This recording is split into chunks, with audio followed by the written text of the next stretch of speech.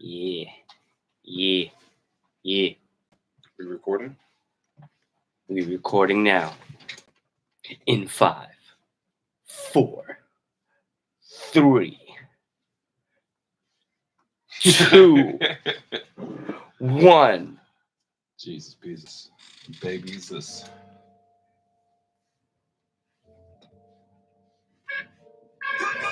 What is it? What is it? Okay. Okay.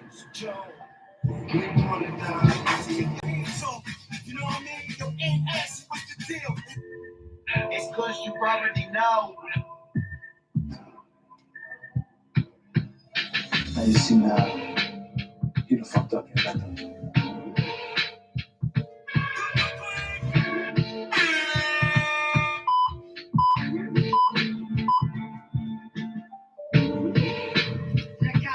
New shit. You feel the heat. You feel the heat.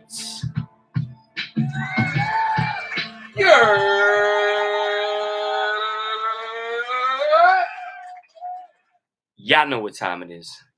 We in the building. Yes, sir. Oh, Little that's a volume little adjustment. high. That's a little high. We a little better. My bad. There you go. My bad. The speak was a little too high. But we here, baby. Another Sunday. It's Sunday. Almost it you could feel it upon us. It's almost football season, and I'm already excited. Wait, hold on. But yes. I'll keep going. Yes. I'm just hyping. No, I'm sorry. Keep going. To the right of me. What it do, Scoobies? And to the left of me, Mm. Jonesy, what? Who? Jonesy, what? Who? Jonesy, what? 2 times. There you go. That's who it is. And big shout outs to he would do that, and then he would do that, and then he would probably add one of those. You know what I'm saying? Yeah. That's what he would probably do right now. And he would sit in the little seat. And he would sit in the little seat. Yeah. Yeah. Little seats just for him. We saved it for him. Mm-hmm. We saved it for him. Extra low. Yeah. Because he extra ugly. But it's all right. Because it's still love. It's still love in the building. And how your week been, man? Another week down. Gotta be blessed. Gotta be thankful that we blessed. We got everyone, we got some people out there, griping about the weather, the rain. You know what? People are never happy. Yeah. People are never happy. I know, in your your other profession, the weather does affect you. Yes. But like me personally, like I'll take the little break in the heat for a little bit. Like that was kind of fire to me. Like I was able to wear like a light jacket and shit for like 2 days. Yeah, no. I got cold for a second one day in the evening because I was already like wet from the rain from being outside. Yeah. You know what I'm saying? And then it was like, the wind started to pick up. I was like, damn, it's a little chilly. The temperature dropped. It was like low 60s.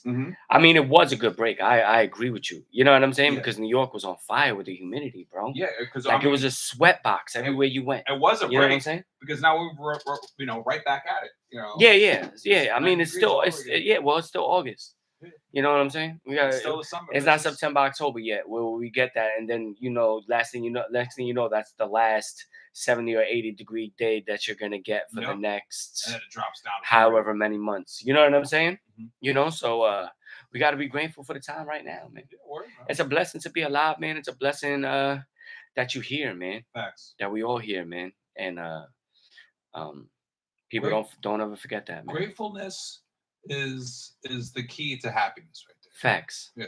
I agree with you because just reflect what you're grateful for. Yeah, because life could be so much. Yeah, life could be so much worse.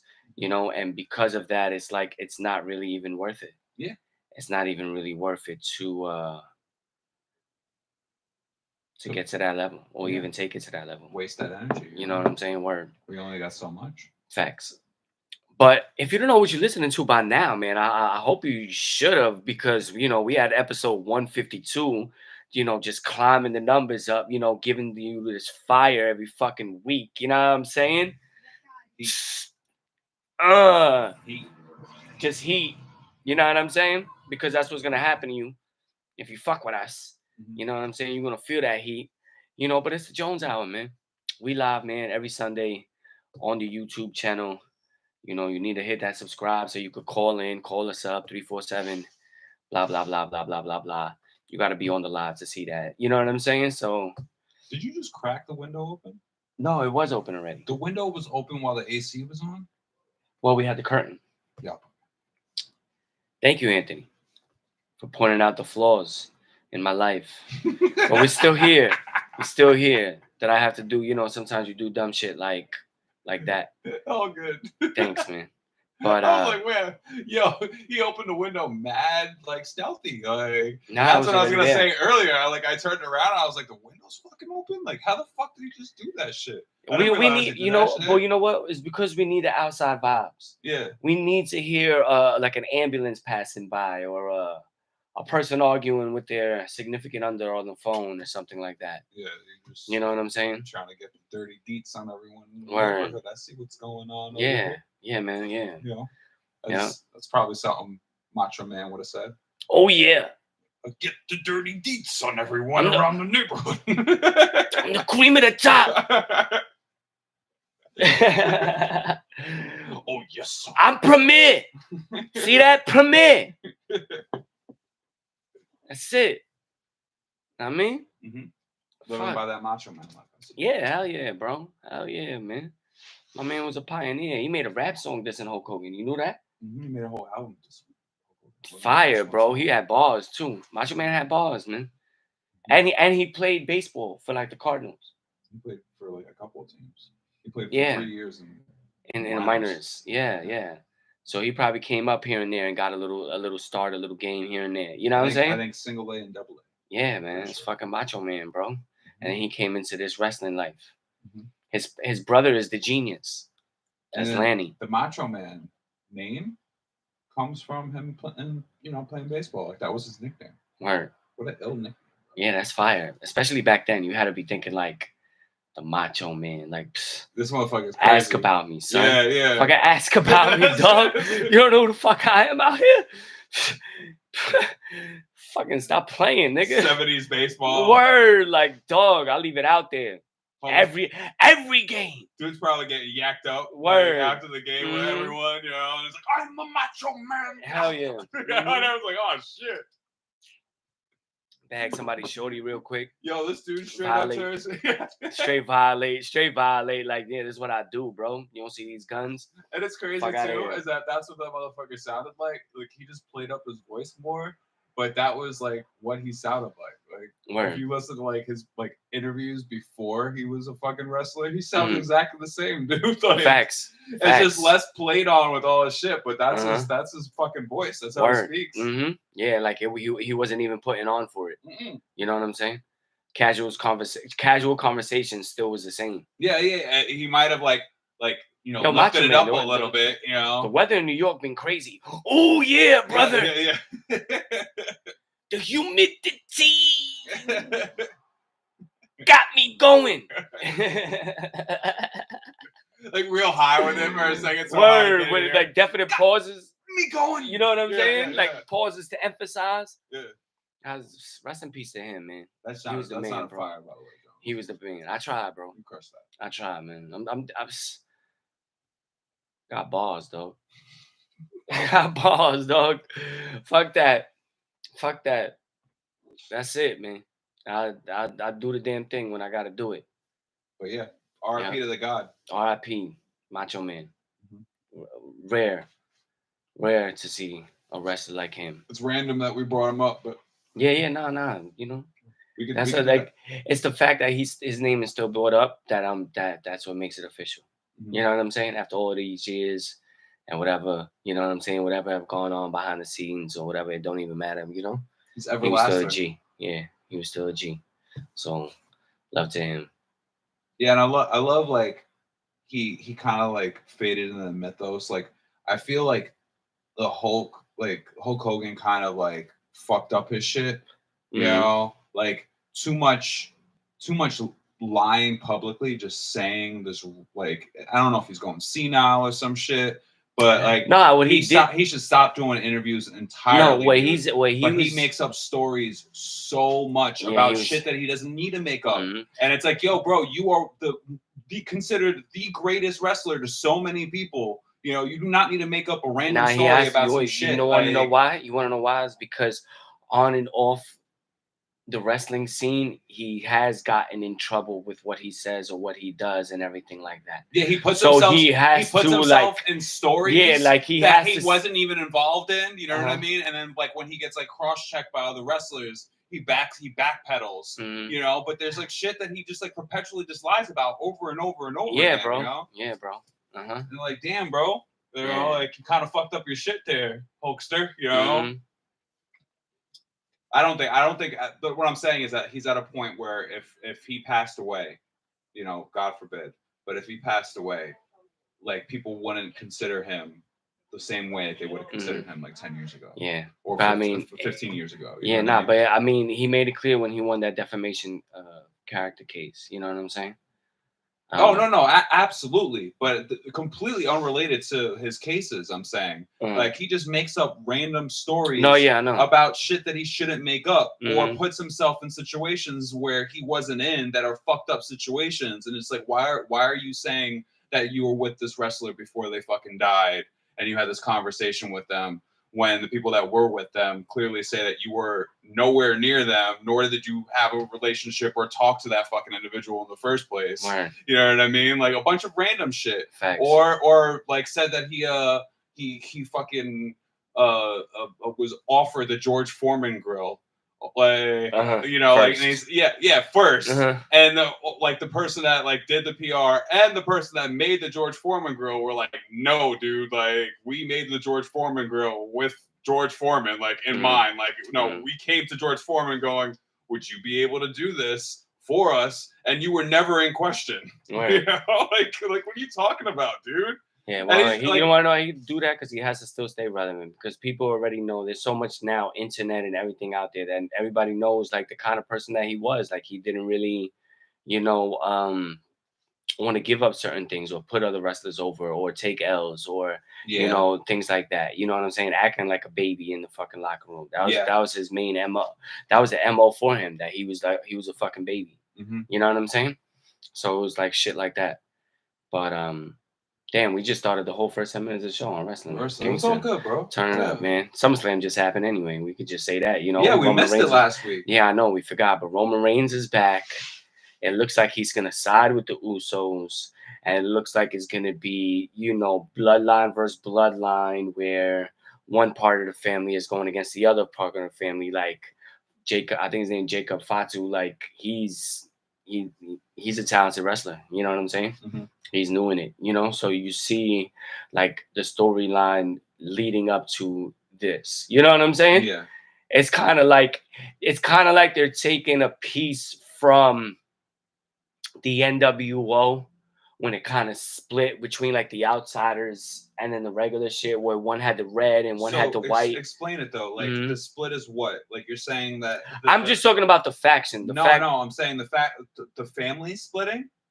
The family, the family, like that's what it's looking like. The writing is going to happen, like all right. So the Usos are, and to bring like people that don't know, are Rikishi's kids, right? Yeah, I believe so. And then they all part of that whole family with like Yokozuna, and then the Islanders before them, and then just that family. So right Roman Reigns sided with that side even of the Rock, family. Even the Rock. Roman Reigns had as you see the bloodline came, and if you know what's happening in wrestling, you could say it as like they were able to drag out the Usos after dominating tag team splitting. You know what I'm saying? Yeah. And then because they split, one stayed loyal to Roman Reigns, and the other one was like, "Yo, bro, I deserve more." That you know I do what know. I'm saying? Yeah. So when they did that, you know what I'm saying? That was.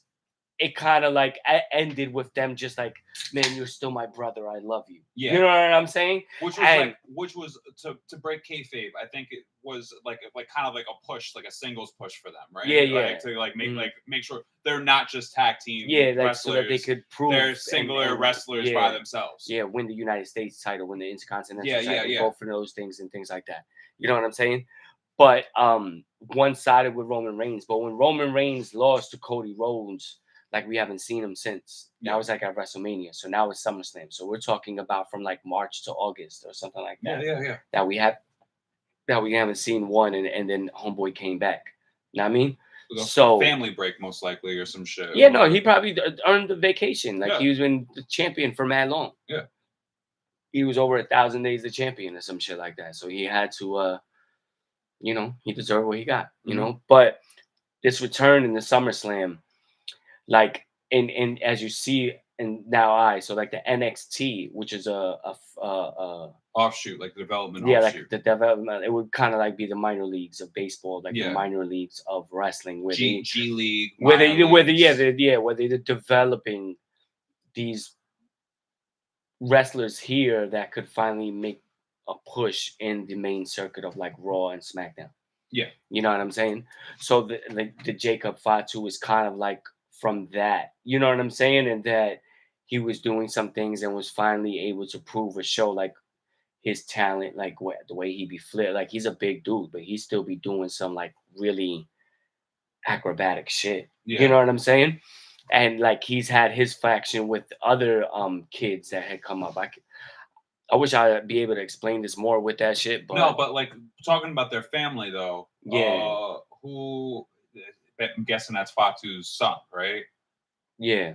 Okay. All right, cool. Yeah. So from the head shrinkers, right? Yeah, the head shrinkers. Yeah. So that's Jacob. That's his pops. You know what I'm saying?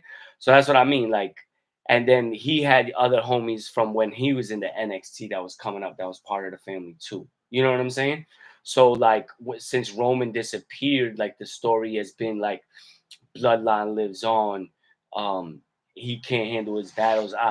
Talking mad shit. I'm the one now. You know what I'm saying?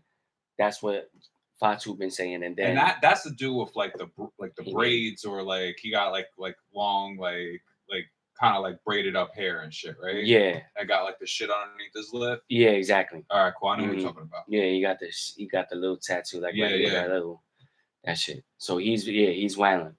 So with like I said, with Roman Reigns coming back in SummerSlam, you already could tell that like there's going to be a divide because there's always been one. You know what I'm saying? And it's like Roman Reigns has been like, acknowledge me. You know what I'm saying? And now they've been asking for the acknowledgement, but they really like, they don't have the fans. You know, the fans been waiting for Roman Reigns, you know? Cody been doing his thing, still holding to the title. You know what I'm saying? Yeah. So I think that's the route that it's going to wait. But at the same time with it, it's like they got way better, more storylines, with Triple H at the helm, with Vince McMahon finally stepping down and not really having any input on any of the creative things that are going on. Triple H definitely is someone who understands wrestling, you know what I'm saying, and been in it, and then been with, Stephanie McMahon for so long, has probably been able to pick up a lot of the in and outs also on the other side of what business is about. You know what I'm saying? But also understanding, like, giving some of these wrestlers some freedom to act out their whatever their storyline is. Creative freedom is a little bit more better, but adding ideas and making sure they have like these key points part of it. Like, you could do what you want, but you got to try to make sure you say this right here. You know what I'm saying? It's all like, this is what it like is. A bigger storyline. Type of shit. Exactly. Like, you want to make these mega, like 4-year, 5-year story arcs and shit like that. Like you gotta make sure that you could literally reference something that's gonna come out like 3 years down the line. Right. Like. Like the little sprinkles like that makes good wrestling story arcs right there. Like as someone like it happened a lot when we were younger and we had no idea that it happened. But now that you understand it, we're older and shit like that. So like that. Yeah. So shout out to wrestling, man. If you're a fan again. Also, I've always been a fan. It's easier now to watch like old wrestling and like the whole old wrestling that they got on Peacock that you could just watch all this shit. I love that. a lot of the old ECW, a lot of the old Saturday night main events that used to come on. Like they got classic episodes with that when Andre the Giant beats Hulk Hogan and gives the title to Ted DiBiase and shit. Mm-hmm. You know what I'm saying? Which is what like prompted the whole tournament for WrestleMania 4 for Randy Savage actually to beat Ted DiBiase, which then started the Mega Powers when they jumped him and shit like that on the Saturday night main event. Miss Elizabeth running to the back, you know what I'm saying? And then, you know, a year later, them splitting on another Saturday night's main event when Hulk Hogan knocks over Miss Elizabeth in a tag team match because like she was on the apron or something for some reason. You know what I'm saying? And she falls and gets hurt, and Hulk Hogan carries her to the back and leaves Macho Man. He gets his ass beat. They lose. He comes back. He's flipping, and he's like, "We not friends no more." You know what I'm saying? Mm-hmm. Mega Powers explode. WrestleMania 5. Those are the glory days of wrestling for me. That's it. My bad. We got to get off the wrestling. Yeah. But yeah, that's what it is. Yeah. Let's get into What was actually supposed to be first, Jones? I don't know. I was actually probably gonna start baseball. Okay. Let's do that. Let's do it. Yeah, let's get into the New York baseball report.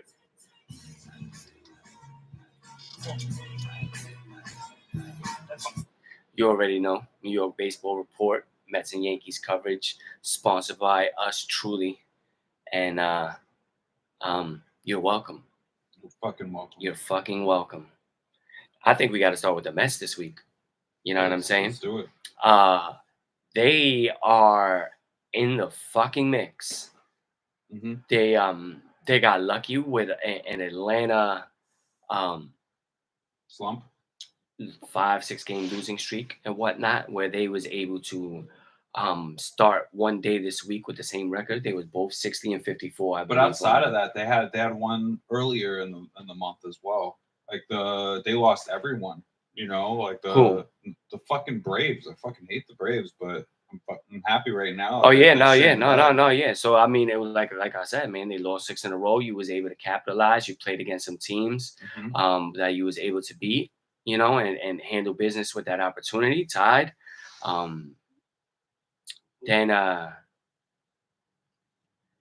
now you're playing Seattle, and you lost 2 to Seattle, where Atlanta finally won 1 and broke that streak, I believe, last night. Yep. So now they're a half game behind, but they're right there with Arizona, right there with San Diego, I believe, is the other team, the Padres, and the Mets. You know, they're all basically 2 games, I think, that separate each other, and that separation right there is for the wild card spots that are available. You know what I'm saying? Yeah. So the Mets is right there. They knocking on the door. Yep. They are not in control of their own destiny, but they got some big games. So I mean, winning 1 tonight against Seattle, not getting swept is a good thing. You know what I'm saying? Try to keep pace with whatever Atlanta does. Hopefully they'll lose and you'll be back tied with them. But then you know, if you look ahead at the season and what the Mets is looking at, they got games against Philly. They got games against Atlanta. That's why these past couple of games where you had like these weaker opponents like a Seattle, like I think they might have played the Rockies. The Rockies. Yes. They had one game against St. Louis on a makeup that they wind up winning.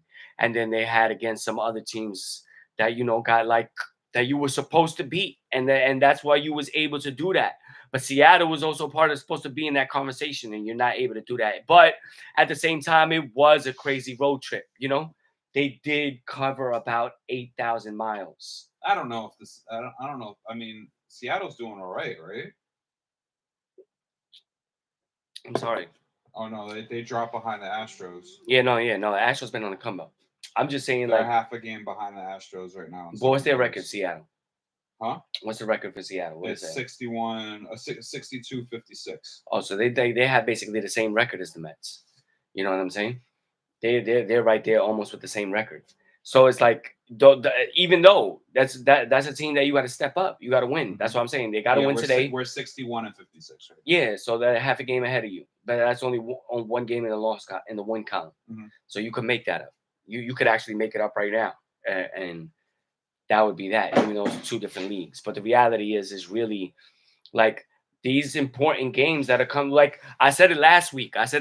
Yo, August and September, those that phrase that you hear, the dog days of summer. This is where it comes from. No, you're right. This is what it is. Because right now, this is what's going to be the definition and the difference between two teams making it or not making it. Go ahead. Tonight we have the last game against the Mariners. Mm-hmm. The next series, Tuesday and Wednesday, and Thursday are against the A's.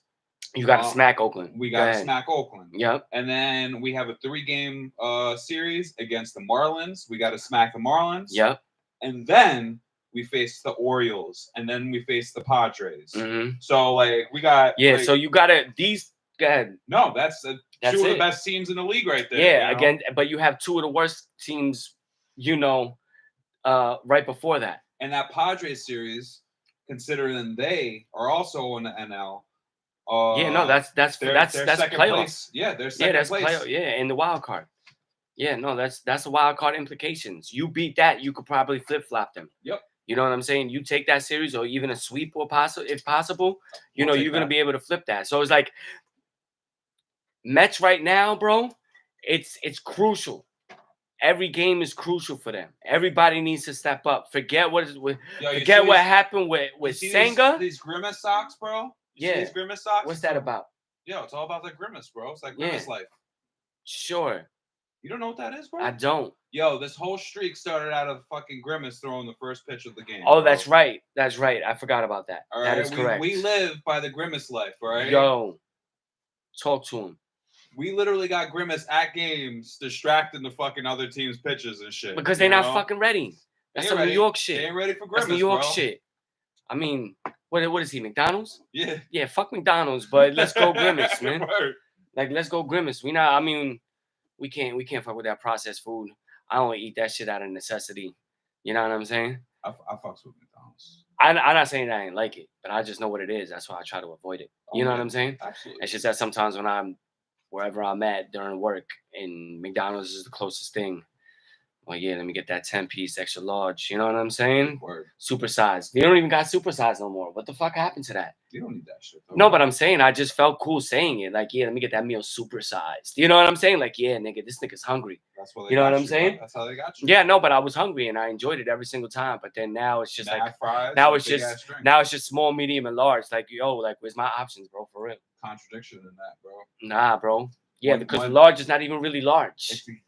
Yeah. You got like fucking 6 extra fries that I'm spending fucking $3 extra for. You'll get a small, and the shit's like packed. Yeah. You know? And then you got a fucking medium that's like literally the same amount of fucking fries. You know, medium's the same amount as large. Yeah. You know, and then the large. Even the drink, because the bottom of it is just mad skinny, but then the top I looked mad crazy, but the bottom is mad skinny and the top is like mad big. OD pause again.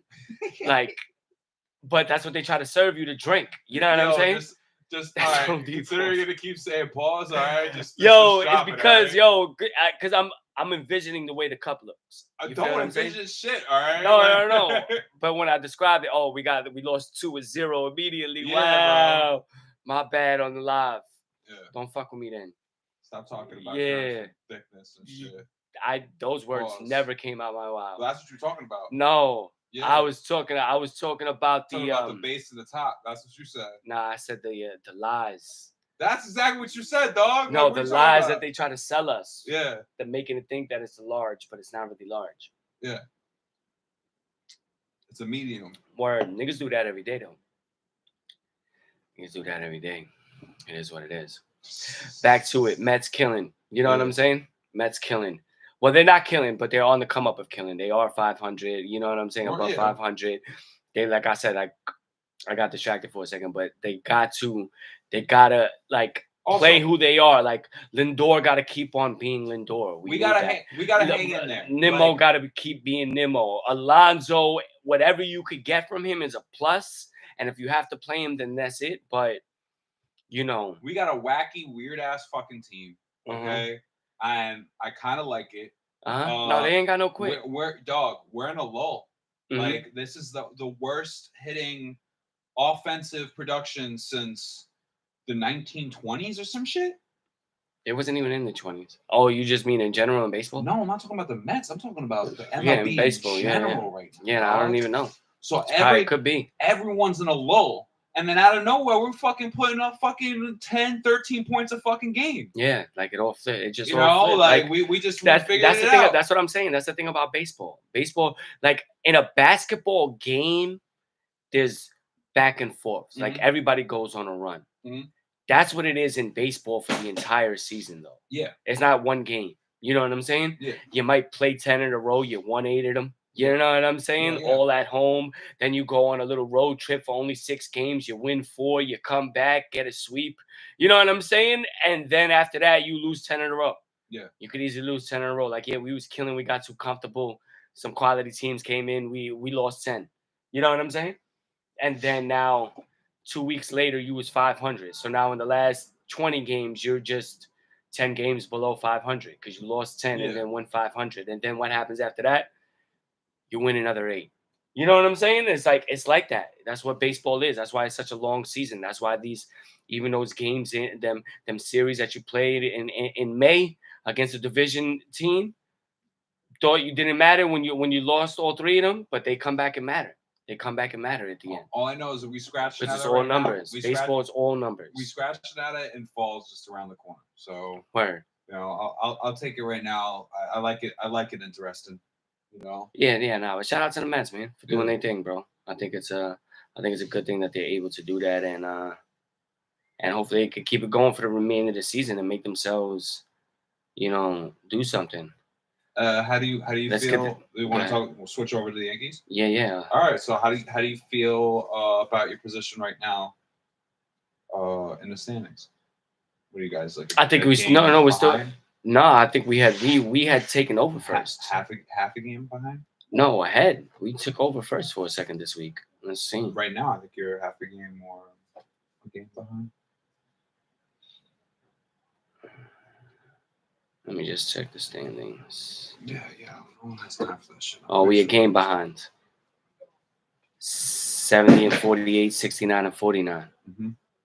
What do you feel about that? I think we're in good position. You know what I'm saying? Mm-hmm. I think we're in good position. I mean, you guys are winning right now. You guys are 5-1 over Texas. You know, Rangers. Yeah, but we're gonna take this series. Cheating ass fucking. So no one likes cheaters, bro. Especially when you caught doing the dumbest shit for cheating, bro. No one likes that shit. Banging trash cans. What's wrong with you, bro? That's some trashy people shit right there.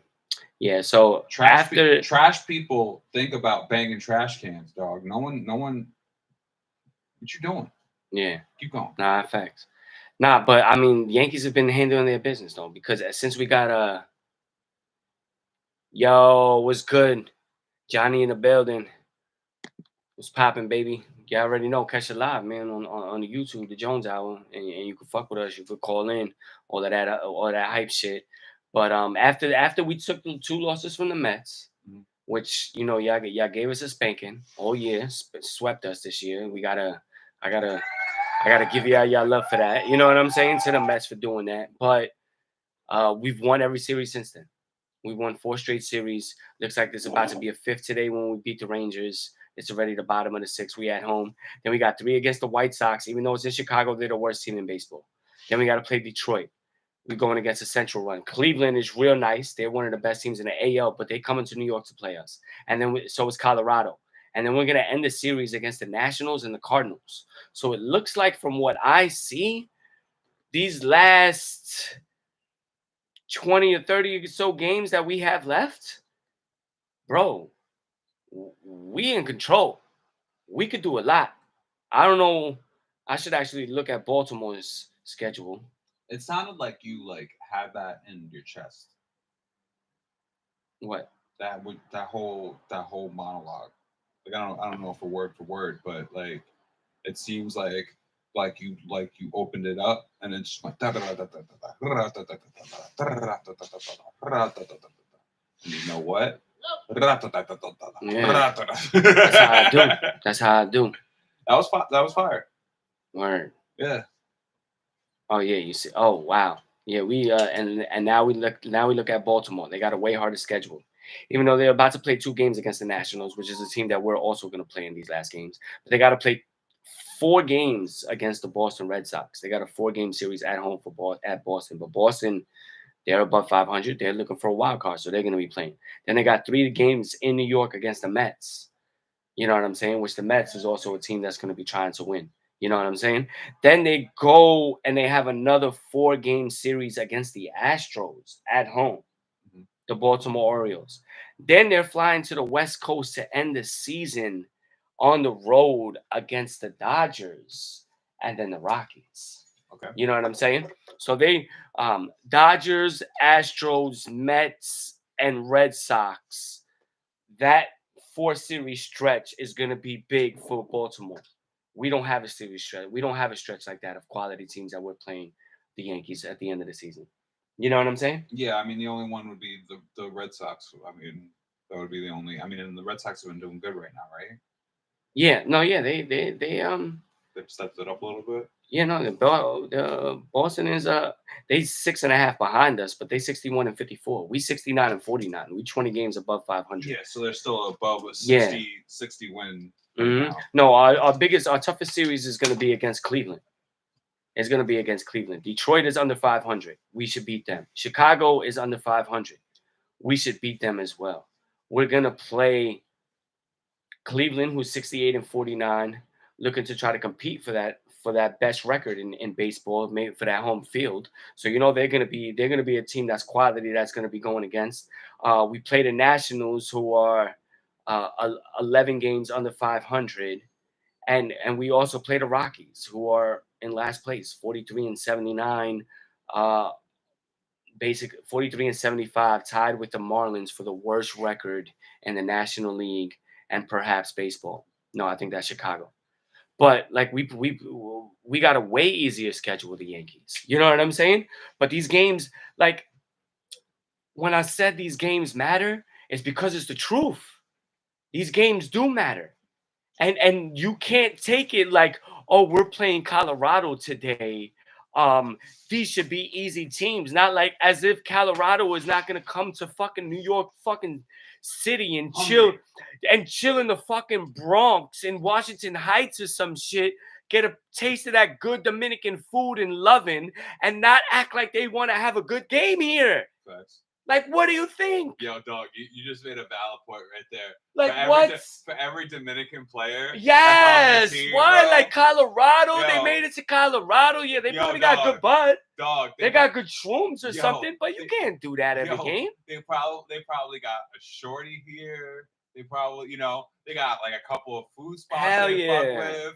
Hell yeah. They love coming here. Hell yeah. They get here a day early. They get supercharged. Word. And they go to the game just fucking happy as fuck. Yeah, some chick named Carmen because she likes cars and men. You know what I'm saying? Yeah, you got a ticket for. And you're like, you're the one for the weekend. Yeah. See, Poppy, I. You know what I'm saying? You don't even know Spanish. All you can say is I. You know what I'm saying? You turning the fuck up. You turn it up. You're not gonna come to the Bronx and act like the shit ain't fucking popping. You gonna be requesting a trade the next week. Like, yo, son, if you want to send me somewhere, I know the exact place. You know what I mean? You know? Shit, you'd even settle for Philly. It's only 2.5 hours, man. Yeah. You could drive that. You could drive that on your day off, man. That's nothing. That's like Johnny know about that Philly to New York trip. He made it plenty of times. You know what I'm saying? Philly to Jersey. That's what I mean. You know what I'm saying? Shout out my pops. Bro. I fucking feel it. Hell yeah, that China bus is easy. Hell yeah. Yep. You got free Go right to Chinatown. You get that bus. Yeah. Yep. Cheap. Yeah. Cheap. Just like fucking $15, $12 or something. Talking about that shit, talking about some Dominican food shit. I've definitely copped some Dominican food, like some lunch special shit. Got on a train to Chinatown and then fucking went, on the Chinatown bus. Fucking took that shit to Philly, eating Dominican food the whole way. Hell yeah, the whole bus jealous of that. How that fucking how that fucking shit smelling. How that pernil smell, that carne guisada, that fucking pollo guisado and all of that fire shit. You know what I'm saying? Chuletas and shit. Like, definitely. bro, you better ask somebody. You better fucking ask somebody. If not, you need to make it. When you get to New York, you gotta. Here's the thing: as a tourist, and I'm gonna give you the warning. As the tourist, you're gonna come to New York, and you're gonna be like, man, everybody tells you that the food is the best shit, but here is a hazard warning. But it might be worth it, and I'm going to tell you: the more hood you get into, the better the food is gonna taste. I'm gonna just give you that gem. So you might find yourself in Brownsville or East New York, but that Jamaican tranny spot, bro, you're not finding that nowhere else. You know what I'm saying? You might be deep in the Bronx. You know what I mean? Mhm. You're not gonna find that Dominican spot nowhere else. You know what I mean? You feel me? Yeah. It just is what it is. You know? I And feel- it's every hood. I'm not. I just said those, but it's in Queens. It's everywhere. You know what I'm saying? You go to South Jamaica.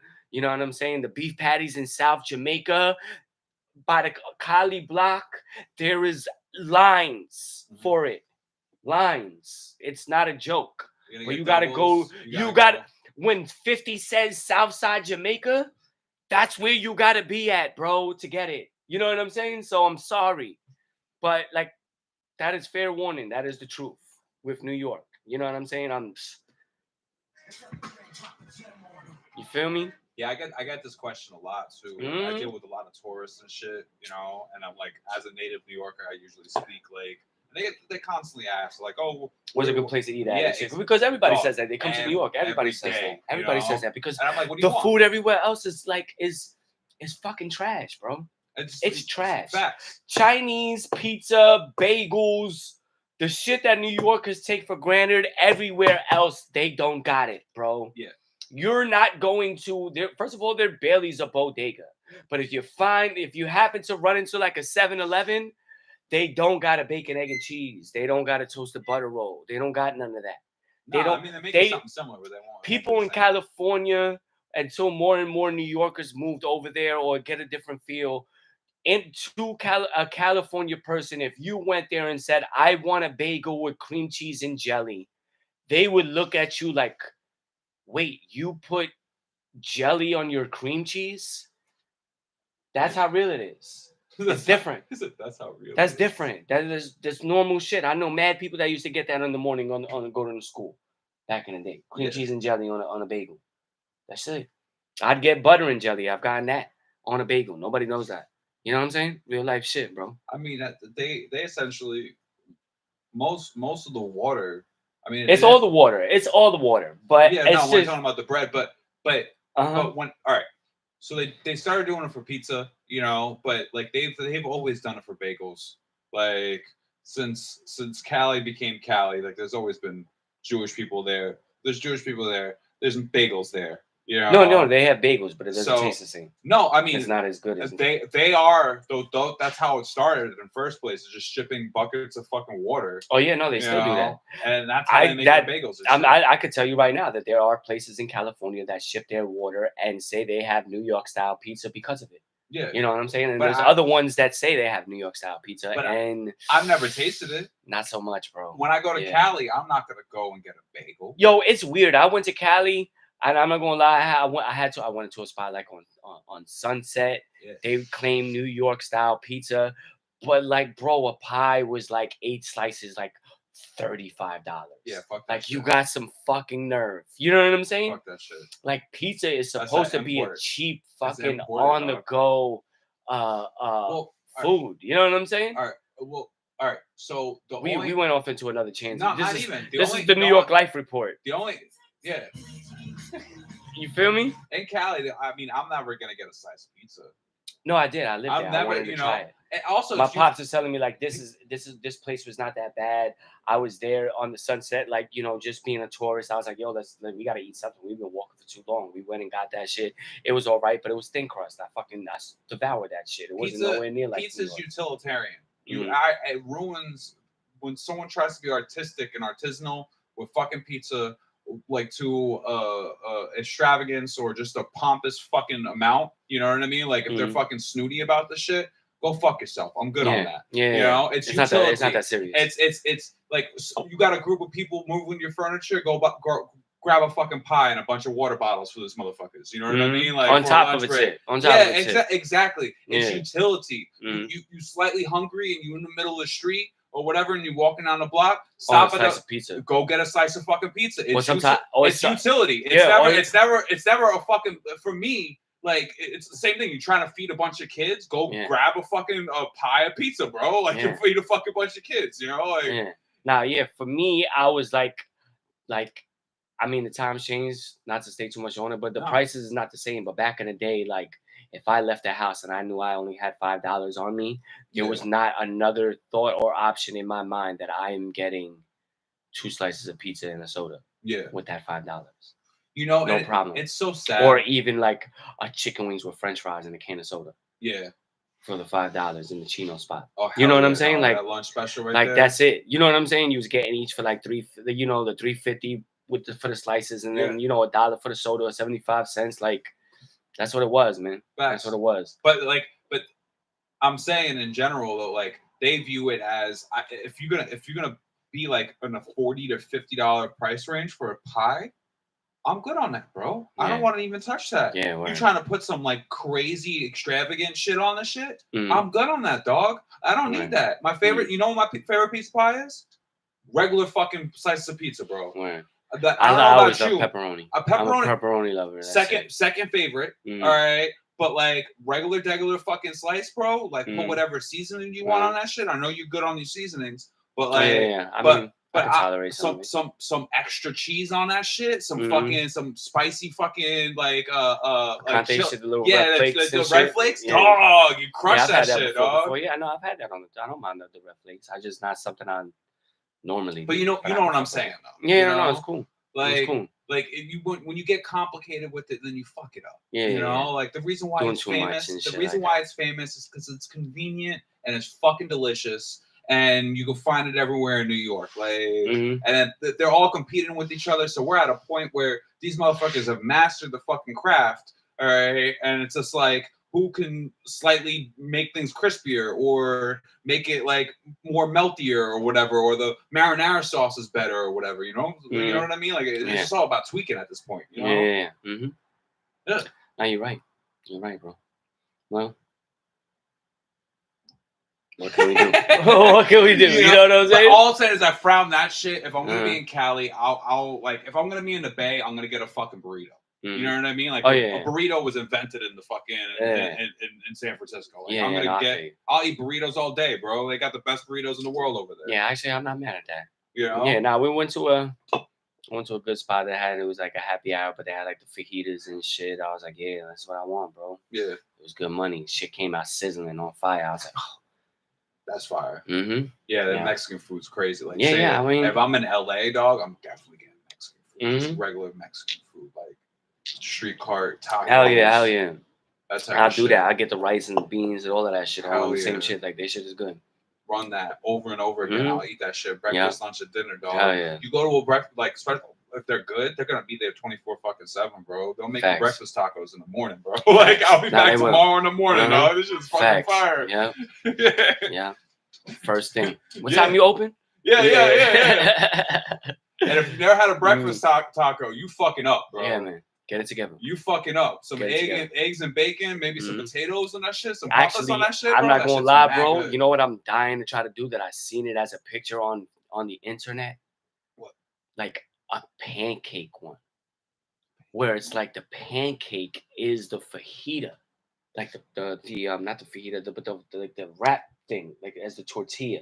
Okay, it's a pancake. It's a pancake that you've wrapped the bacon and eggs and the potatoes in. So it's like that, as opposed to. Is it like large, like a burrito? It's like a burrito. Yeah, it's big. Oh, that's fire. Yeah, bro.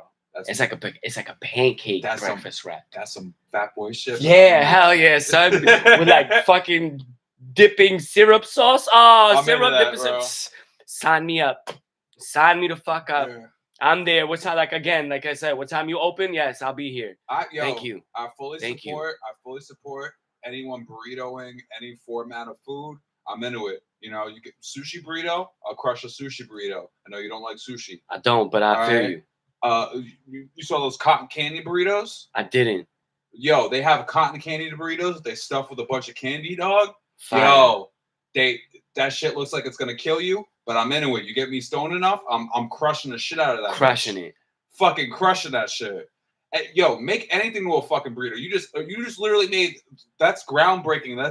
That's a quintessential breakfast burrito right there. Like, yeah, no, I know. Want like a regular breakfast when burrito. When I seen that shit, I was like, I don't know where I can. Yeah, I don't know where I can order that. But one of these days, I'm going to wake and bake, and that's what my family is going to be having for brunch, because it'll be brunch by the time I'm done smoking. And I'm going to, you know what? You gotta not like the big size pan, but you gotta do one size pan, and fill the whole batter with that, so you can have that big ass pan, and then wrap everything else in it. You know what I'm saying? I think that's what that was my approach. Yeah, Chef Homeboy RD over here. You know what I mean? That's kind of ill idea. Facts. All right, let's move right along, man. We got a lot of shit to talk about. Cause we've been wailing. Let's I guess let's do the Olympics real quick. Shout out to the men. They won. Women won. Men are great, bro. No, I'm sorry. The men's basketball team, the women's basketball team, both take the gold. Let's go, you know what I'm saying? Even though as of today, China has surpassed us with more gold medals by 1, even though we got more total medals by like 30. You know what I'm saying? But in what competitions? In the total Olympics. Yeah, I know that, but there's like I don't know what Olympics specific. Yeah, no. Well, we've seen the breakdancing. Yeah. We've seen the breakdancing. We've seen the Australian shit. Yeah. That was all right. questionable to be made for context, the Olympics. So earlier before the show, I showed after Jones pulls out some ill ass breakdancing performance. Yeah, that we've seen. Yeah, and I was like, "Yo, did you see this crazy, really bad one?" And my wife, I think last night, sent me this fucking video, like a link to the video. And it's fucking like literally one of the funniest like breakdance performances I've seen in a while. Bro, he legit did everything that's like startup. It was a lady breakdance. It was a chick. Oh, so apparently that chick as well, she was the one that like made the thing, like she got it into the Olympics. Like she was like the one of the first pioneers of like making it into the Olympics. So it's like the fact that everyone's laughing at her and it went viral, you know, and everyone's fucking laughing at her fucking performance, and she's the reason why it's in the Olympics in the fucking first place. You know, fucking irony. Mad ironic, bro. Yeah, but that shit was funny as fuck. Yeah, that's horrible. I didn't even know that part of it. I was just like what? Like that whole routine I did in my living room like 10 years ago and shit like that, when I was actually able to move still and shit. You know what I'm saying? The whole. Her convulsing on the floor. Yeah, like she was doing whole other shit, making the funny poses like that. But she came into the thinker real quick and shit. She was wailing. Fucking, like, you know what I'm saying? Like, did some other shit, just flipped it. You know what I'm saying? Yeah. That was horrible. But you know, it's still not over. It's still today. I mean, the Olympics been the Olympics. I mean, it's nice to look. I really enjoy the gymnastics and the track and field. I haven't been really able to watch all of it. You know what I'm saying? But even the swimming and is fire. Them high dives and that shit like that is cool too. You know, synchronized shit. You know, and then also you know the you got to shout out these countries where it's like a Botswana with their first time ever getting a gold medal. Oh, that's you know what I'm saying? And other countries alike. You know, where they normally don't have a representative, but had one in this one particular event and was able to pull out the heat. Yeah, you know, do the damn thing. You know what I'm saying? Even though, and even older, I think they had one with like the shooting competition was like an older dude. Like homeboy was like, he was like, but he was like in his 50s or whatever. You know what I'm saying? Still making it. Like that's different. You know what I'm saying? I love how homie was just like mad regular looking. Yeah, hell yeah. Everyone he didn't even take like his hand out his pocket type shit. They said like the whole time he was just like bing, bing. The crazy shit. Like everyone got the the weird like eye patch garb and shit like that. You know, and he's like, I don't need that shit. He just wears his regular glasses. Yeah, he got just regular and he keeps his hand in his prescription pocket. and his hand in his pocket with his shit out like that. They put Steph Curry's face on a meme that I seen yesterday after his performance when going 8 threes, 24 points, Kobe's numbers. You know what I'm saying? He's like the random, you know, that dude that could like shoot from anywhere. You know, like that viral guy or whatever. That'd like be in the parks in New York. Yeah, that'd be like with the beard and shit. But like you gotta shout out to Rev. I think Rev knows him. You gotta like you understand what I'm saying? Like you gotta be in like a weird position. Like, but if someone was D'ing you're not. You know what I mean? Like you don't gotta be an athlete to be doing that. But this motherfucker like figured out the perfect position for his body, and it was like with him like putting his fucking hand in his pocket and fucking fully like. Hold that. Yeah, and it was perfect every time. He's like, oh, that's it. I can't move this position. I'm just gonna walk up to this shit, put my hand in my pocket, bang, bang, bang. You know, like give me my medal. Yeah. You know what I'm saying? Fuck, bro. Give me my medal. Word. So I mean, Olympics about to be over, but you know, it's been a good time. It's been good to watch. I mean, the little bit. Pardon me. It's the beer. A little bit of the games that I was able to watch, you know what I'm saying? It was entertaining. Like, I mean, it changed now when you see like, you know, professional athletes, you know, competing now, you know, I think. But, you know, the Olympics was really, you know, back in the day for the younger college athlete, you know what I'm saying? You know, that age range, that 21, 22 years old, you know what I'm saying? Yeah. When you're almost at like your prime physique and shit like that competing, you know, and then you have these other feats where, you know, you had that Cuban heavyweight wrestler that won like 5-6 gold medals in the Roman Greco wrestling, you know what I'm saying? And then retired at the Olympics, you know what I'm saying, after doing it for so long. Yeah. So I mean, there's these great stories, shit like that, also some fucked up stories, you know, but you know, well, what else would you expect in this world, right? I don't know. Like, one thing that I do like about, I mean, I think I heard it from someone else, but like, it's the only, like, outside of war, it's like the only time where, like, a bunch of countries get together. Yeah. You know, so like we only have this time where like all these countries get together at the same place and time to do this thing together, you know, and that doesn't exist anywhere. So for a lot of people, at least athletically, it's you know, if you're going to be an athlete, depending on what area you're choosing, but if you're going to be an athlete, it's kind of you kind of want to be there. You know? Hell yeah.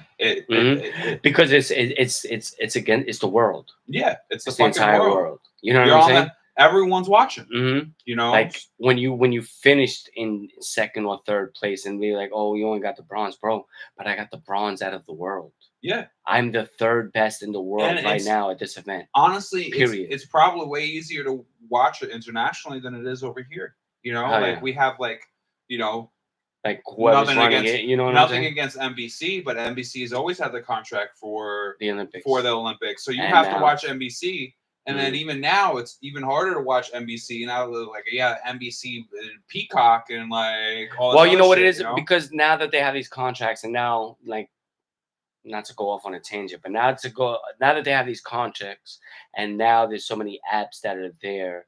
You know, NBC being controller now has the ability to say, we'll put some of these more popular events on regular television. Yeah. But some of the more higher demanding viewer events, let's put on the app to try to get more people to sign up for the app. You know what I'm saying? Facts. Even though like they might not get this and shit like that, and I'm not even gonna say it. I don't want to. But we all understand what you're saying. Like that's the point I was trying to make, is that now it's for us at least it's harder to watch, but we have to realize that like even we come from like we look at it at that perspective, but if you fucking go elsewhere and say if you were in fucking Botswana or some shit, it's probably played on regular fucking TV all day. Yeah, probably. You know, probably. like there's one channel that's like literally dedicated and it's fucking free to watch. You know what I mean? Like, so all these motherfuckers are watching the shit. Well, you already know, bro. America is not the home of free. America is the home of getting money, trying to get money. No, it's yes, capitalism. But let's not derail though. I'm saying though, like that say for any athlete, like big name athlete, you know, like you would want to compete in your shit because that person's never going to be able to see you. Yeah, you know, facts. like that's the one time that you're able to prove that I'm actually the best in the fucking world at this bitch. Word. You know what I mean? And they could. It's literally like I want to show everybody that I'm the best of the world at this bitch. You know, of course they're not making any money off of it. It's a fucking complete pride thing. Like they're all there for fucking their pride. All those motherfuckers are there just for their pride. It has nothing to do with anything. Just it's more. Are you the best? Well, then fucking prove that you're fucking the best in the world at this bitch. You know, not facts. Because then someone else is gonna fucking prove that they're the best in the world of this bitch, and then you're what? You're definitely not apparently. Talking about that shit. What was the game was yesterday for the men's basketball, right? What was the result? Well, we won, but it was I mean, I was shout out to my son who had his birthday party yesterday, so I didn't get to really see so much of it.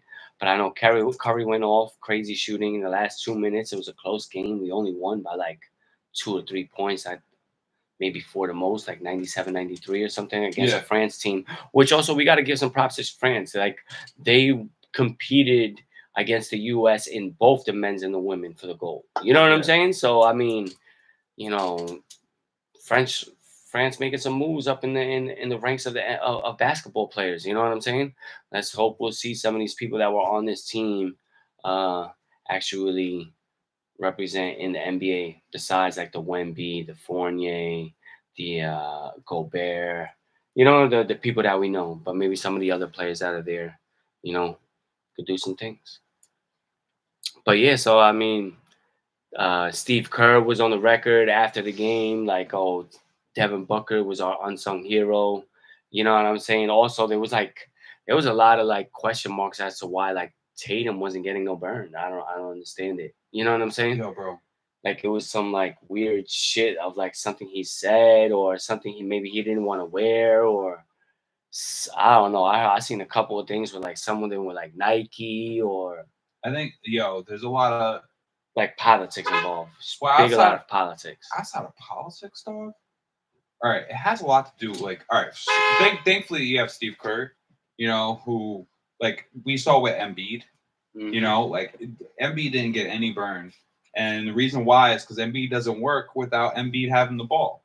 If you don't facilitate the ball around Embiid, then like if you're not passing Embiid to the ball on the top of the key, you know, like top of the 3-point line, then he's not going to work. You know, like, and that's not something that Team USA that has fucking LeBron, Curry, D-Book, Durant, all these fucking amazing players on the team that like they're not going to want to do that. They're not going to be like, all right, let's facilitate through fucking Embiid. No, I understand that part, but I'm just saying, what about Tatum though? I've made this point earlier. All right, like it's the same. I think it has a lot to do with the same shit. You know, like people are saying that he's got at least Embiid is getting exposed. I thought that Tatum kind of got exposed as well. Oh, in the finals. Yeah. From then on. And not being, well, I mean. You're supposed to be the man, bro. He literally just signed the biggest fucking NBA contract ever. I think also if there was anything with it, I think just not the stage was too big for him, but I think just the players that were on the team was just like out. You got AD, you got Embiid, you got Steph, you got LeBron, you got Durant, you got Booker, you got so many people. And that whole squad, you just won the chip. Yeah. That whole squad, and you're supposed to be team captain. Like you are the face of the team. Yeah. We all know who the best player on that team is, and it's not fucking him. Yeah. And that player wasn't even on the Olympic squad. And he clearly fucking aired out Nike over the shit. Yeah. You know, like, and apparently they don't like each other, which is fucking weird that they just want to, you know what I mean? But like, But dog, like that's crazy to me. It's quite apparent, like if it don't work, just run what works. Don't work. You only got so much time. Mm-hmm. In the Olympics, you only got so much time. Like you don't got a whole season to work through that shit. Mm-hmm. To figure out how to still make it work. No, it's the fucking Olympics. Like we gotta work what works right now. Like if we know this is gonna work, then fucking run that shit. Mm-hmm. So that's what they did. Yeah, word. It's not even a burn thing. It's just like he's gonna fuck up the whole shit. Fuck that shit. We know what works. He's a question mark. Let's not put him on. Like that's that simple. Word. Mm-hmm. Sounds about right though. Yeah. But that's what I mean about the politics of it all. Because there's always be some bullshit like that to stop people from getting their shine and shit like that, and they always with that. So it is what it is. No, facts. Yeah, you never know. Someone else is fucking pulling the strings in the back, and that's the reason why. Mm-hmm. Obviously, but I mean that if the same thing happened to Embiid, I could totally see the same thing happen to fucking him as well. You know what I mean? Like It's just one of those things that Coach Kerr literally looked at you going, "You're a question mark. I'm not going to give you burn like that. Like if I don't know if it's gonna work with you or not, even if you're an amazing fucking player, we all seen there's amazing players out there that literally killed it for fucking seasons, and then their system changed, and they can't fucking get it done because it's not revolving around them. Like their whole life, it was for them. They played a certain way, and then it changed on them suddenly, and they can't fucking adjust. More. Now, yeah, I feel you. That's a good basketball player, someone that you're able to shift system to system and can fit any role and learn the nuances of that system and go, all right, this is going to be a defensive heavy team. I'm going to play a certain way for this fucking squad. There's an 8-second rule. They want to shoot it. They want us to shoot within the first 8 seconds of us having the fucking ball. Let's run that. You know what I mean? Like whatever the fucking system that you're running. Like if they can't adjust to that shit, you got to get rid of them. But they're not adjustable, But yeah, shout out to Team USA, bro. Shout out to Team USA. My bad for getting on a rant on that. It's all right. No, it's all good. So I believe today is the last day of the Olympics. So we'll see what happens. We'll see if we win the gold, come back and beat China for the gold medal money and shit like that, and that's it. Right. Just a heads up, next week. Telling you right now, fantasy football around the corner. I'm gonna try to have some sleepers for you if you getting into a draft. No, you definitely got to do sleep picks. Yeah, and I'm gonna get you some. We're gonna start with for the next 4 weeks. We're gonna go in the NFL East, AFC, NFC East, and we're gonna go through the teams and we're gonna give you their predicted final records. That's what we're gonna put our Acid Stradamus and Jones Stradamus hats.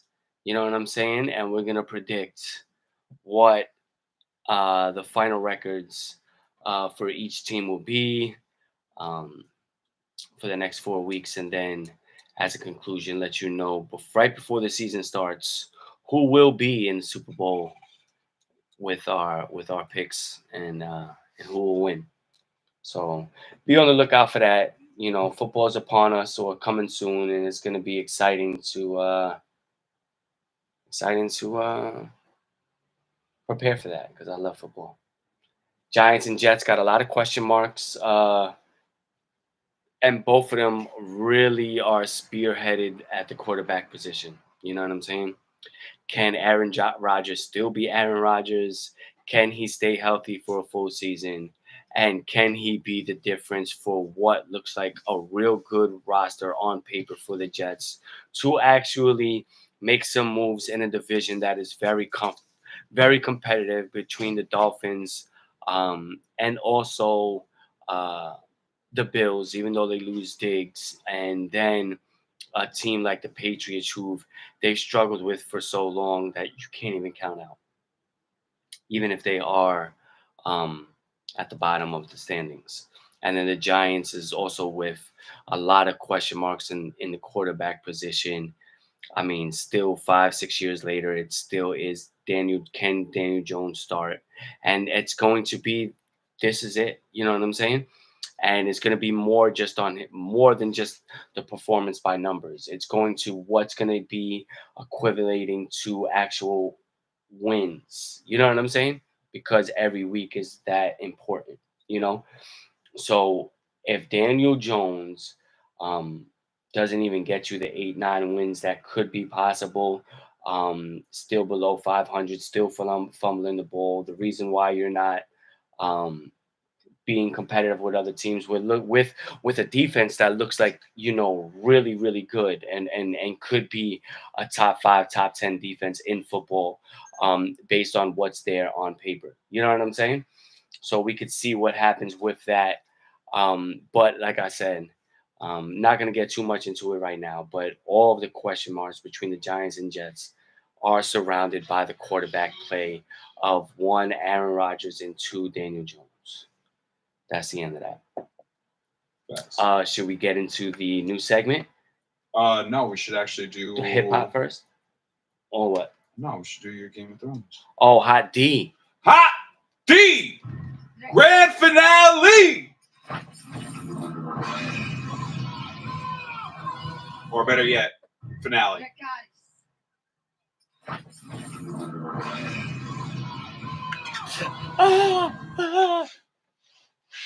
Hot D. Yes, sir. As we say it with so much emphasis. Boy, was that season finale a little bit disappointing, right? As a fan of the show, when you're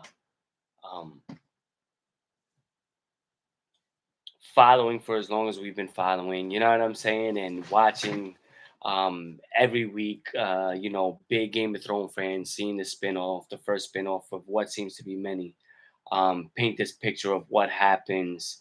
You know, the big fans were disappointed. You know what I'm saying? I myself was kind of disappointed, and because I wanted to see something. I wanted to see like a big death or a big fight or um, drama oncoming or something with like the dragons. From seeing what we seen, the episode before of like people now inheriting dragons out of nowhere that we didn't even know was going to be possible to get. And that to like just more of the same banter that I get that why they had to do it. You had to paint the picture, you had to try to drag this little part out in terms of before getting into the nitty gritty of the season and what should be the based on the books, some crazy events that occur. And I think that's why so many people are somewhat disappointed by this second season, because in Game of Thrones the first 6 seasons are old books up until when Jon Snow comes back to life. That's everything written, and you could tell in the writing of the show that that's what changed, and went from 10 episodes to 7 and 6 episodes for the last 2 seasons. You know what I'm saying? And it kind of hurt maybe some of the things with the series, towards the end, that left some fans disappointed. But with this in the Song of Fire and Ice and this Dance of the Dragons, the Dance of the Dragons is like, everything was already there, everything was already understood, and you kind of thought like, oh, it's gonna be crazy based on what happens in the book. Like, we should get a lot of action. You know what I'm saying? And this second season, not even so much. You know what I'm saying? Yeah. Like even when in the beginning when Damon sent the hit on the kid, like we didn't even see nothing. It was nothing. You know what I'm saying? There was some little shit with the king who did dumb shit, but it didn't really mean nothing. It just made Aemon, be coming in as the one that's gonna, battle for the kingdom and represent um Alicent in the High Towers and whatnot on that side, on the green side, Word. as opposed to Rhaenyra on the black side. you know. But I don't want to say too much about what the book says, you know what I'm saying, even though, you know, there is a big spoiler in the Game of Thrones. If you look back, I believe season 3 episode 4, you know, where um Joffrey is walking with his future wife Marjorie from how I can't remember what house. You said who it was. Keep going. Yeah, so that he kind of breaks it down what happens. You know what I'm saying? And how basically Rhaenyra dies. You know, so we know that this is what is inevitable and things like that when they're saying the story. You know, not to be a spoiler for everybody or anybody that's watching this, but you know, season 2 didn't really live up to the hype, and then, you know, the actress that plays Allison on her Instagram comes up like, "See you in 2 years." So it's like, damn, now we gotta wait another 2 years to finally see what's actually gonna happen here. You know what I'm saying? And it's just like, God, like if you knew it ended the way it ended with like not even a cliffhanger. It's not even a cliffhanger. The kind of cliffhanger that you do see like soldiers marching. You know what I'm saying? Like I'm not really too sure if it's on Dragonstone or on King's Landing. But there are like war is going to start. Like this third season is going to be the war. Like this is gonna be the battles. This is where the dragons are gonna fight each other, and you know we're gonna see probably the end of season 3, maybe the winner of the battle. You know what I'm saying? Yeah. But by the time season 4 comes, we're gonna see uh, the repercussions of those battles. You know what I'm saying, and what it does to the Targaryens in later years to come before we get to Jaime Lannister being the Kingslayer. You know what I'm saying? Yeah. And killing the Mad King. All right. So, but what happened? What do you mean? Final episode. Yeah, that's it. Like, I mean, it was just a lot of talking back and forth. Like like Allison even tries to come back and goes to Dragonstone to try to talk to Rhaenyra. I think because of the status that she lost in prior episodes. You know what I'm saying? The status that she lost in the prior episodes, where she thought she was gonna have more pull, but everybody went against her in the King's Cat in the castle, where she tried to go to Rhaenyra again. They meet up again and do have a conversation, and it's more along the lines of like, let's, you were right. You know what I'm saying? And now Rhaenyra is like, no, I just got 3 dragon riders. Yeah. You know what I'm saying? Like, this is what you wanted. Yeah. You know what I'm saying? Like, this is what it's gonna be. You know, and still more of like the Daemon hallucinating shit, where it's like he's hallucinating, waking up in a bed empty, but like having a dream of like smashing his own mother. You know what I'm saying? It's like just weird shit, which I'm disappointed in how they like he was so gangster in the first series. You know what I'm saying? Like he could keep his tongue after you chopped the homie's head off. You know what I'm saying? And you know, for your brother, for the king.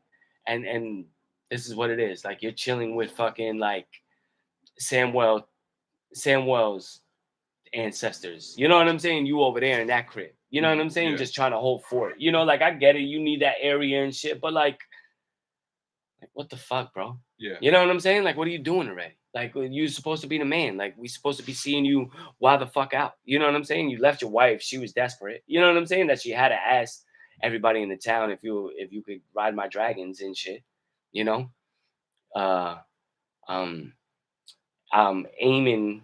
I think is falling into the spot of where he needs to be at. You know what I'm saying? To represent. You know, I think where, you know, Aegon might have been the thought of the prince that was promised, Aemon is going to be better suited, and he proves that. You know what I'm saying? Which is why he was upset in the first place. You know what I'm saying? So I think he's going to be better suited for this war, and whatever happens, you know? But that's it. That's really it. A final episode of bullshit. And nothing really. Nothingness. You know?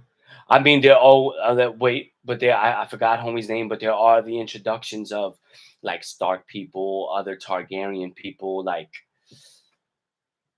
damn, I want to say it's a name with a D pause that's on a Targaryen that comes in. You know what I'm saying? Somebody that like again from the books like makes a ruckus, is gangster, someone that is not Duncan, right?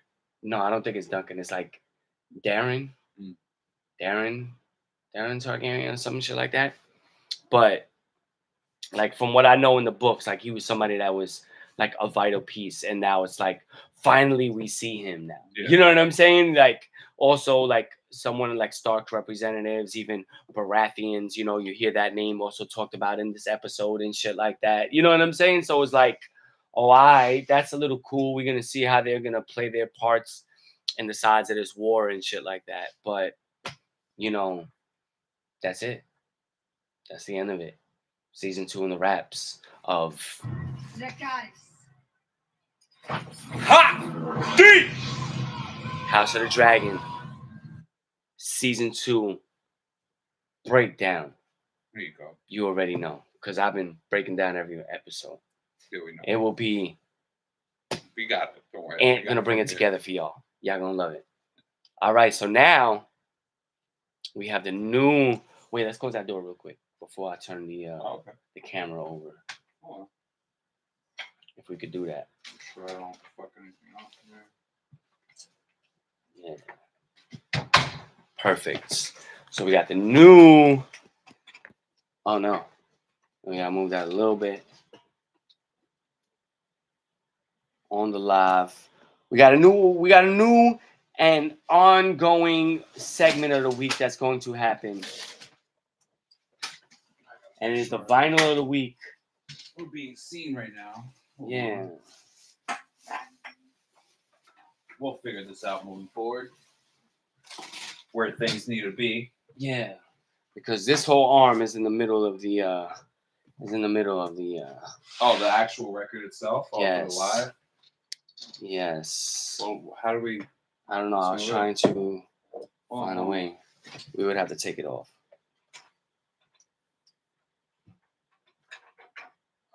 I see. Hold on. You know what I'm saying? Hold on. Okay.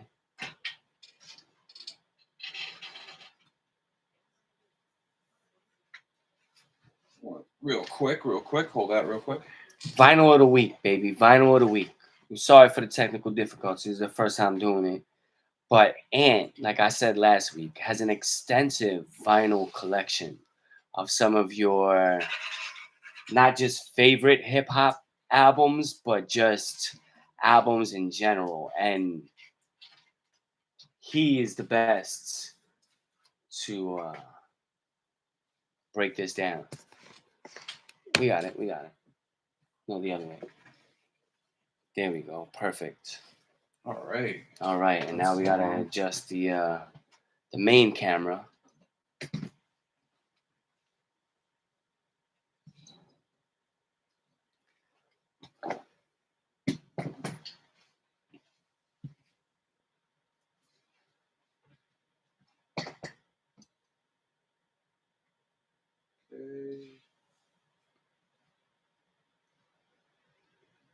All right. Okay. Let's go, baby.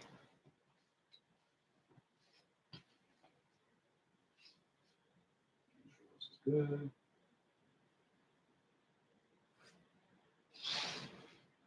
All right.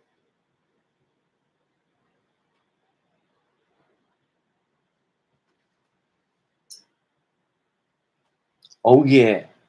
Sorry, there was a silence right there. Oh no, you're good.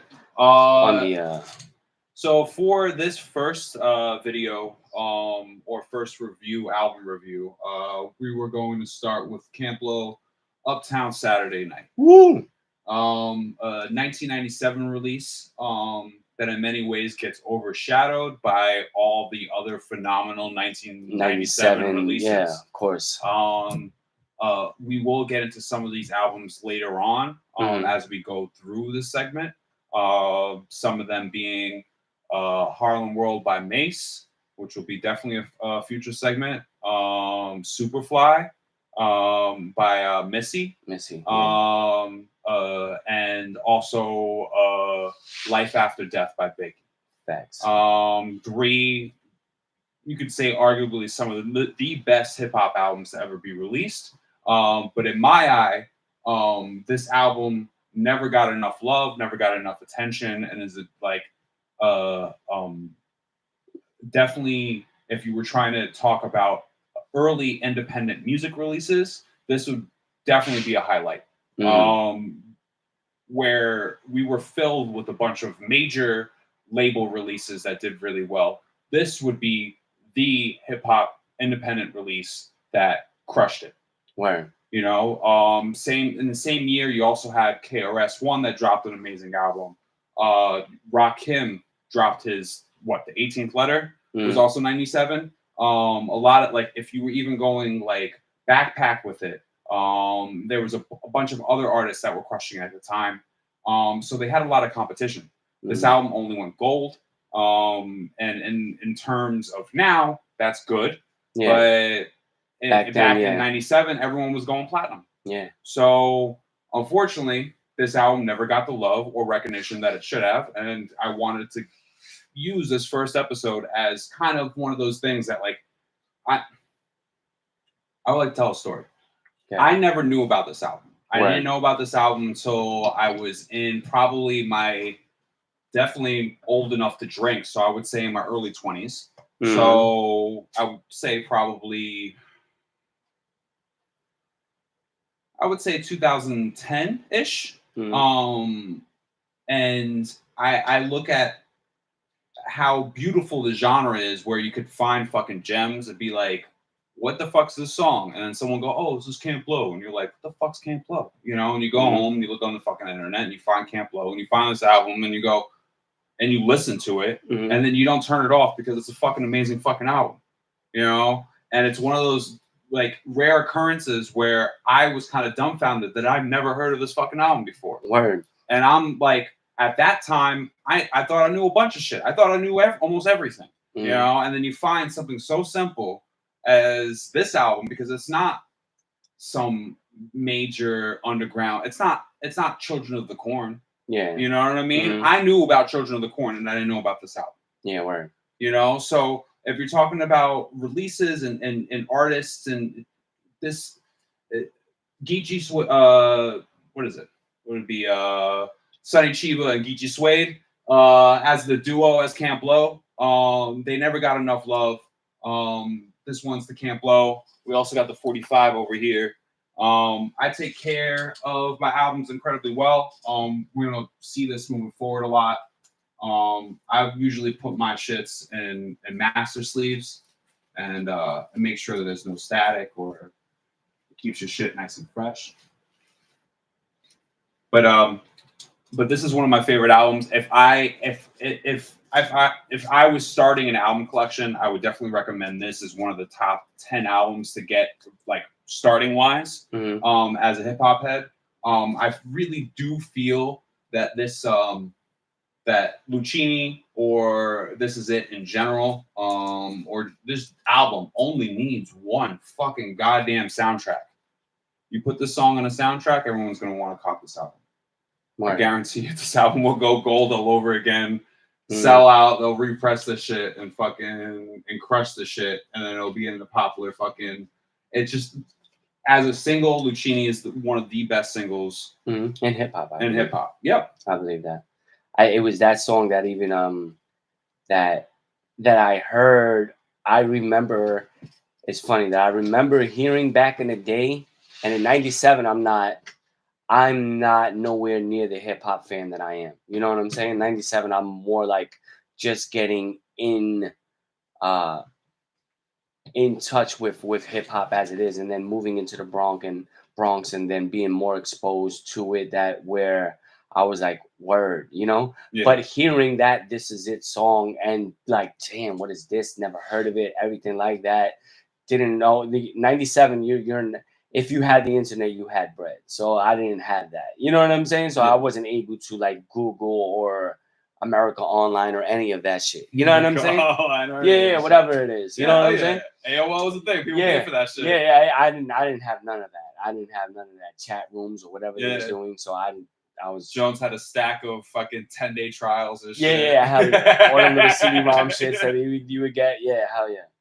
But it was more like along that time, what you say in 2010 or even later, probably for me when I was hearing that song again and be like, oh shit, I remember this song. This shit was my jam. You know what I'm saying? But not like only being able to hear it then and there, but now having the access to it and then getting put onto the Camp Lo and this particular album as well. So yeah. But yeah, definitely a great first pick, man. Great first pick. You know what I'm saying? For the vinyl of the week. Chosen by the one and only Ant Acid, the producer and editor of the Jones Hour. You know what I'm saying? Oh, yeah. And I appreciate, the single and the album, and like I said, man, the collection is real. You know what I'm saying? One day it's probably not going to be one album of the week. It's going to be an artist of the week for him. And he's going to pull out all the shits. You know what I'm saying? He's going to wild out and stun on y'all for whatever he wants to do because he can do that. You know what I mean? I can do that. Word. I know you can. Let's not, wild out on him. We need a couple of, yeah. We got to, they gotta get a little bit before they get all of it. You know what I'm saying? Facts. Pause. So we here, another one wrapped up in the books. Jones Hour podcast show. I think that's the best way to do that because we are a podcast show. We're not just a podcast talking shit. No, we a show and we bring you fly shit every fucking week. You know what I'm saying? Also, before we get out of here, I want to give a couple of shout outs. Fab and Mary, as we still in hip hop, Fab and Mary J dropped a new single called "Breathing" with a "Kick in the Door." 4-4. Yeah, "Kick in the Door" sample by Biggie. Something that I think that you're gonna be able to be grateful for as the summer winds down. As something else that could be another little summer banger before it ends. Also, Drake dropped another little 100-gigabyte joint, something like that. 3 or 4 songs, one with Lotto, pretty good. One with 21 Savage, that's probably a little bit better in my opinion. And then the last one, the Blue, Green, Red, where he does get back on that Jamaican flow shit, but definitely something that's gonna have the shorties shaking in the club. You know what I'm saying? Definitely another little summer banger as well before it ends, and we're gonna be happy as the summer winds down with some of this music that's gonna drop. And shout out to Drake, man. I mean, most thought it was gonna be a big L with Kendrick running it for the past 10 weeks, I guess maybe or so. I don't know how many weeks it's been since Not Like Us dropped, but it's definitely been a couple, 6 maybe. And Drake is back again. So for all the Drake fans you hear, you should be happy and we'll see if there's even any other responses. You know what I'm saying? Mm-hmm. But that's it for the Jones Hour. Anything else, Ant? No, that's it. Let's take it back to the lab. Let's get it, bro. Appreciate y'all for fucking with us. Let me find a fucking intro to the outro, the outro to the intro, and here it is. Let's get it.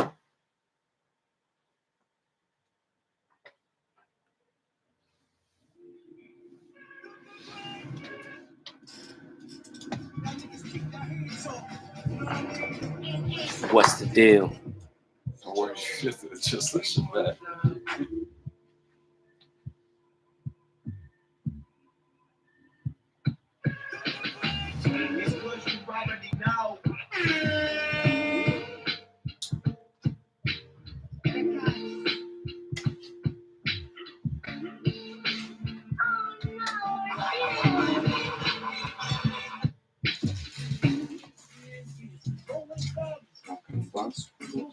We smoke the blunts.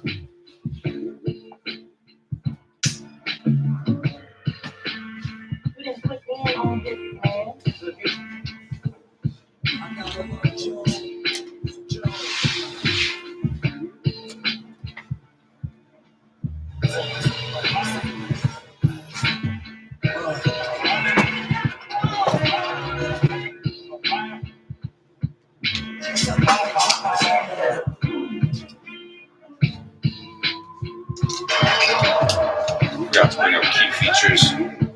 Oh, it's hard. Favorite tracks and shit. And you see now, you done fucked up, man. Like,